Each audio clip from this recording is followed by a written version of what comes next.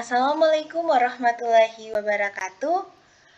Halo teman-teman, perkenalkan saya Siti Nur Fadila dari jurusan Teknologi Laboratorium Medis kelas tingkat 2A. Di sini saya akan menjelaskan bagaimana pemeriksaan cairan sendi atau sinovial. Yang pertama, kita bisa mengetahui cairan sendi itu biasanya berwarna bening saja ya kan? Sifatnya itu viskous, adalah rongga sendi terletak di antara membran sinovial. Biasanya kita tahu terletak pada daerah-daerah yang menghubungkan antara tulang. Cairan sinovial merupakan ultraviolet plasma yang menembus membran sinovial. Fungsinya sebagai pelumas, metabolisme, serta menutrisi tulang rawan. Filtrasi non-selektif, kecuali untuk protein dengan berat molekul tinggi, yaitu mayoritas zat cairan sendi konsentrasi sama dengan plasmanya.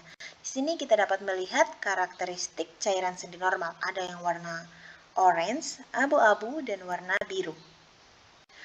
Untuk pengambilan dan penyimpanan spesimennya, analisis cairan sendi ini dilakukan jika menemukan sesuatu yang mencurigakan di daerah persendian, yaitu jika kita menemukan sesuatu berupa yang pertama ini nyeri pada daerah persendian, yang kedua eritema meliputi daerah persendian dan sekitarnya, yang ketiga inflamasi daerah persendian, yang keempat akumulasi cairan sinovial. Artrosentesis. Prosedur dalam pengambilan cairan sinovial dikenal dengan artrosintesis. Setelah dianestesi lokal, dokter akan melakukan penyuntikan hingga masuk ke tempat cairan sinovial berada. Selain untuk mengambil spesimen cairan sinovial, prosedur ini dilakukan juga dalam 1.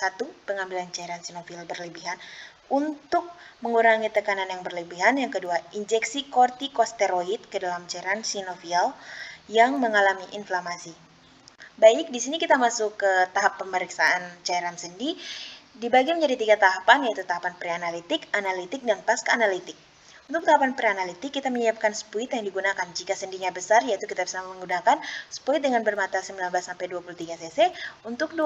Untuk sendi kecil, yaitu kita bisa menggunakan 23-25 cc. Digunakan sarung yang kedua, gunakan sarung tangan yang steril atau handscoon. Yang ketiga, dilakukan anestesi lokal adalah lidokain atau etiklorida spray. Yang keempat, siapkan kapas alkohol dan juga betadin. Yang kelima, 4 tabung penampung steril untuk menampung cairan sendi tersebut. Untuk analitiknya, ditentukan lokasi penusukan. Daerah ekstensor lebih aman, bebas saraf, dan diberi tanda. Jangan tusuk pada bagian sarafnya. Yang kedua, dilakukan tindakan aseptik pada lokasi. Yang ketiga, dilakukan anestesi lokal, inflamasi lidokain atau prokain dengan jarum halus atau etiklorida spray tadi. Terus, yang keempatnya yaitu ditusuk daerah yang sudah ditandai dengan spuit yang berisi 25 mikro sodium heparin, dibilas dan digunakan jarum yang sesuai hingga terasa jarum menembus membran sinovialnya seperti menusuk kertas. Yang kelima yaitu dilakukan aspirasi perlahan-lahan untuk meminimalisasi nyerinya. Yang keenam, spesimen ditampung sesuai urutan tabung pertama kali yang diisi, yaitu tabung 1 tabung heparin, yang tabung kedua tabung eta, yang tabung ketiga itu juga tabung eta, tetapi untuk pemeriksaan kimia atau imunologi dan untuk pemeriksaan makroskopis. Yang keempat yaitu tabung antikoagulasi untuk tes kimia dan imunologi. Inilah gambar bagaimana cara mengambil cairan pada sendi.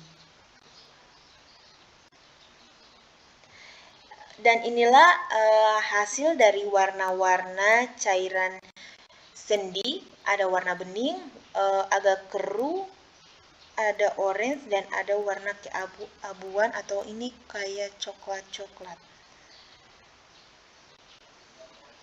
Untuk pasca analitiknya, kita bisa lihat interpretasi hasilnya. Jika kita menemukan warna kuning jernih, berarti artristik traumatik atau juga itu osteoartritis dan artritis reumatoid ringan.